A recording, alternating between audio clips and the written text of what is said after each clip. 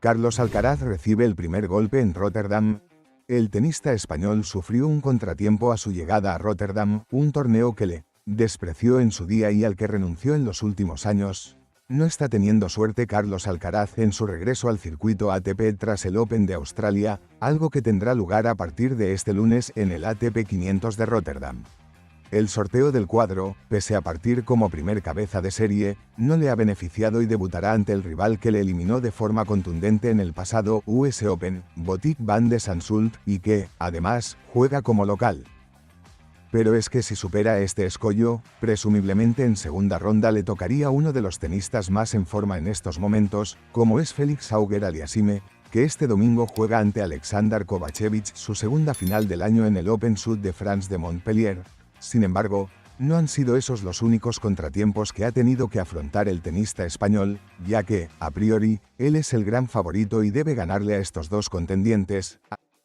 Problemas de Alcaraz a su llegada a Rotterdam. El tenista de El Palmar ha viajado enfermo al ABN AMRO Open Rotterdam, ya que ha sufrido un fuerte resfriado a lo largo de la última semana, y se ha encontrado con un contratiempo en el aeropuerto de Rotterdam que ha frustrado su llegada. Después de adelantar su vuelo en 1 hora y media, Carlos Alcaraz ha visto cómo un problema con sus maletas le ha tenido retenido en el aeropuerto durante más de 1 hora. La organización, como es lógico con su gran estrella, le había preparado un coche oficial para que se desplazara al hotel y ha tratado de compensar de todas estas molestias con una serie de regalos que le ha llevado el embajador del torneo, Jan Koyman. El tenista murciano no solo es la gran estrella tras la renuncia de Jannik Sinner, sino que regresa a un torneo en el que, en su día, le despreciaron. Según reconoció el pasado año el director del ATP de Rotterdam, el mítico Richard Krajicek, Carlos Alcaraz pidió una invitación al torneo cuando aún no tenía ranking para entrar en el cuadro final y no se la dieron. Tal vez por eso eligió durante algunos años hacer una gira por Sudamérica y no jugar en los Países Bajos. A veces las cosas salen bien, a veces salen en contra. En 2021, Alcaraz pidió un wildcard para jugar en Rotterdam. Preferí dársela a Andy Murray, afirmaba Richard Krajicek en la previa del torneo de Rotterdam 2024. Uno no quiere que eso vuelva a ocurrir, decirle no al número 1 del mañana, añadía el ex campeón de Wimbledon. España se clasifica y Carlos Alcaraz ya tiene nuevo reto en la Copa Davis. Australia, Alemania, Austria, Japón, Estados Unidos, Dinamarca, Croacia, República Checa y España ya tienen su billete para la segunda ronda clasificatoria de dicho torneo. 10 de las 13 plazas que conforman la segunda ronda clasificatoria de la Copa Davis han quedado definidas tras completarse las primeras eliminatorias de la competición, en el camino hacia la final A8 de Bolonia, Italia. Tras Argentina, que aseguró su victoria en Oslo contra Noruega el viernes, 3-2, este pasado sábado lograron dicho objetivo Australia, Alemania, Austria, Japón, Estados Unidos, Dinamarca, Croacia y la República Checa. Y en la mañana de este domingo lo ha hecho España. Cabe recordar que la segunda ronda clasificatoria se disputarán en septiembre del 12 al 14 de septiembre. Argentina, que ganó en Oslo a Noruega, 3-2, se convirtió en el rival de Países Bajos, finalista en la pasada edición y exento de esta primera fase, con el combinado europeo como local. Además, Alemania, que superó como visitante a Israel, 3-1, viajará en septiembre a Japón que consiguió superar su compromiso ante Gran Bretaña. La selección nipona ejercerá de anfitriona en el duelo, y el otro duelo ya definido es el de Estados Unidos, que eliminó a China Taipei, 4-0, contra la República Checa que con la misma autoridad superó su cara a cara con Corea del Sur, 4-0. El choque tendrá al cuadro norteamericano como local. En cuanto a España, los de David Ferrer se medirán a uno de los cocos, a la Dinamarca de Holger Rune. De hecho, los daneses han sido los verdugos de la Serbia de Novak Djokovic gracias a una remontada espectacular. Pese a que los balcánicos ganaron los 2 primeros partidos, los nórdicos le dieron la vuelta a la eliminatoria gracias a las victorias en el dobles de Johannes Inghilsen y Holger Rune contra Miomir Kecmanovic y Hamad Mediadovic, de Rune frente a Kecmanovic, y, por último, de Elmer Moeller ante Hamad Mediadovic en un duelo que tuvo que levantar tras perder la primera manga. El cuadro español, por su parte, que en esta primera ronda no ha podido contar con su principal estrella, Carlos Alcaraz, ha cumplido con su papel de favorita frente a Suiza. Los triunfos de Pedro Martínez contra Dominique Stricker por 6-4 y 7-6, 7, y de Roberto Carballés ante Jerome KYM por 6-4 y 6-4 dejaron la eliminatoria vista para sentencia. Una sentencia que ha llegado este domingo en el doble que han disputado Pedro Martínez y Jaume Munar frente a Wessler y Stricker. Un partido que ha terminado con victoria española por 6-4 y 7-5.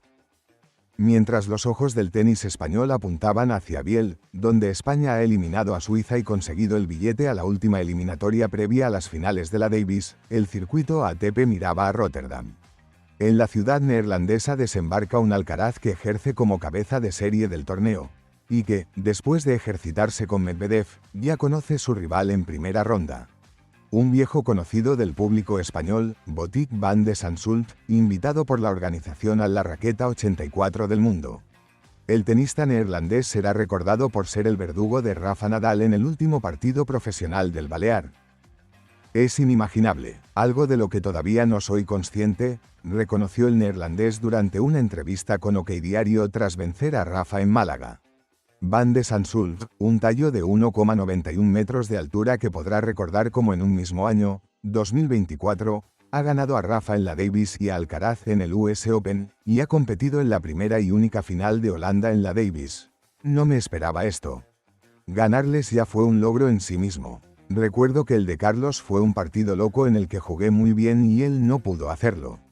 Me dio una inyección de confianza tremenda para los próximos torneos. Aquel partido me ayudó un poco para el dobles ante España porque vi su forma de jugar en primera persona, detalló a este medio.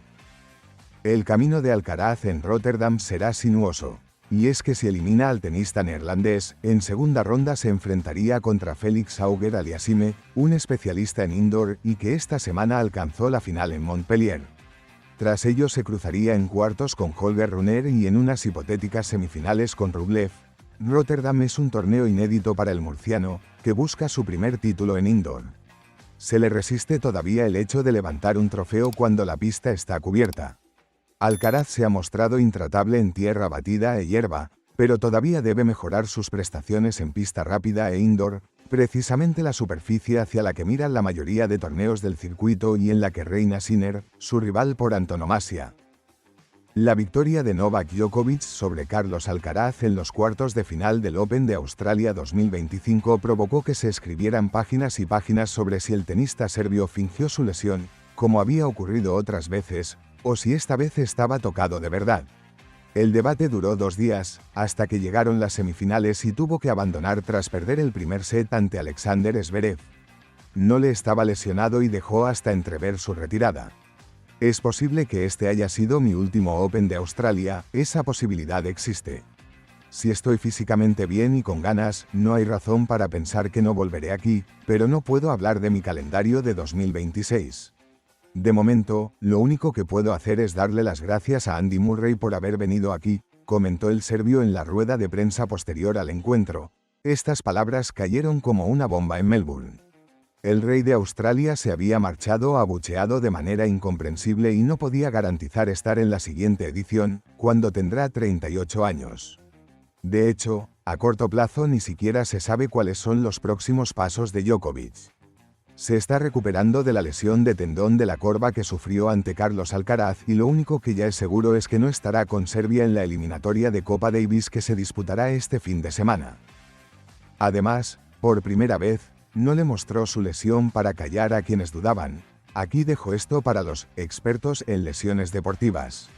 Unas palabras que no se sabe si iban dirigidas al propio Alcaraz, que puso en duda las molestias de Djokovic, o para John McEnroe, que directamente le dijo a la gente que no le creyeran. El futuro de Djokovic, más allá de responder a los críticos, esa foto de Djokovic ha abierto el debate sobre su recuperación entre leyendas del tenis y expertos en medicina deportiva. A punto de cumplir 38 años, lo hará en mayo, el serbio está siendo castigado por las lesiones como no le había pasado nunca antes en su carrera y, como es normal, ya no recupera tan fácil como antes. Todo un ex número 1 como Andy Roddick cree que lo de Djokovic es admirable, pero que este año podría ser el final. Ha luchado contra el tiempo mejor que nadie en la historia del tenis, pero en Roland Garros del año pasado fue su rodilla y lo superó y llegó a la final de Wimbledon con una sola pierna, aseguró en su podcast Servet. Así pues, no se sorprendería de si esta temporada no le cuelga la raqueta. Ahora, al comenzar este año, hay otro desgarro y me sorprendería que lo viéramos durante un par de meses. Temo que a esa edad entres en un ciclo de rehabilitación. ¿Puede tu cuerpo recuperarse? Nos sorprendemos cada vez que alguien envejece, pero es difícil porque tienes que recuperarte de nuevo después de una lesión. Está claro que todo esto son especulaciones, pero Djokovic ya no es lo que era. En 2024 no ganó ningún Grand Slam y acumuló decepciones, todas ellas ocultadas por la gesta de conseguir la medalla de oro en los Juegos Olímpicos de París. Lo único que le faltaba para pasarse el tenis. Aún así, el serbio ya no es tan dominante y empieza a haber rumores de retirada. De todos modos, Nole todavía no ha abierto la puerta a ese capítulo y en una reciente entrevista con GQ Sports ha confesado que todavía tiene ese fuego interno para estar en la competición. Pienso más en el cómo que en el cuándo. Todavía no pienso en el cuándo tan intensamente. Siento que si empiezo a perder más y hay una brecha más grande habrá llegado la hora, pero ahora mismo sigo bien y continúo. El tenis sigue siendo mi mayor altavoz en el mundo, explica. Si te ha gustado este vídeo, no olvides suscribirte y dejar un like, porque aquí, en Tenis Extra, nos dedicamos a ofrecerte el mejor contenido para la mejor audiencia. Ofrecemos análisis en profundidad, entrevistas exclusivas y una cobertura exhaustiva de todo lo relacionado con el mundo del tenis. Únete a nuestra comunidad y forma parte de la emoción de los torneos con nosotros. Además, en Tenis Extra nos esforzamos por ofrecerte contenidos actualizados y de alta calidad sobre jugadores, torneos, estrategias y los acontecimientos más relevantes del mundo del tenis.